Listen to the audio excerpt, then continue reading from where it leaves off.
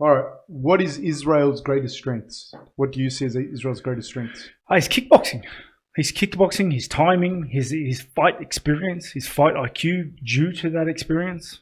He's a crafty guy. He's got great striking. He's got great timing. He's got a great body for the type of striking he employs. Yeah, but that's very important because a lot of people might try and fight like Israel, but they even if they're tall, they might not have his timing. They might not 100%. Have all the rest of it. Yeah, yeah. Izzy's just good at as a package, as how he is, of how he like. Yeah, he's Israel Adesanya's style is him, and he's good at it. Everything you see him do, he's good at. Very hard to replicate anywhere else. Do you think there's anything in particular with his striking that stands out, or anything else with his game in MMA that stands out as a great strength?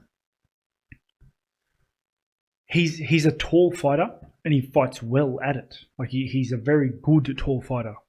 You know, you have tall fighters that you see employ their games, but they're just not as good as he is. Like Rockhold, he's a tall fighter, or he was in the middleweight division. I think it's a little harder to be a tall fighter in. You have to be very tall. You have to be very, very tall. You know, but he was a tall fighter in the middleweight division, and he fought well as a tall fighter. You know, but I still think he's leagues behind someone like Adesanya stylistically. I think Adesanya is much more technical. His timing is much crisper. He's got more tools in his kit to employ. Adesanya is a great tall fighter.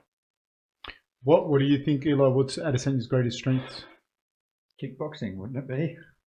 Yeah. Eli is an incredibly insightful man. Do you know what I mean? That's if anyone who knows his background and that'd be a pretty simple question to answer. No, but there's good kickboxers that it is their greatest strength, but they don't do well in the UFC. True, but I think that's his greatest strength. Yeah, for sure. Yeah, and he knows how to bring it into. You see his fights. He knows how to bring the fight and make the fight become a kickboxing match. Yeah, that's what I think is his great. That's experience. Just like Weidman's good at bringing you into that wrestle grappling game. Like he makes the fight become that.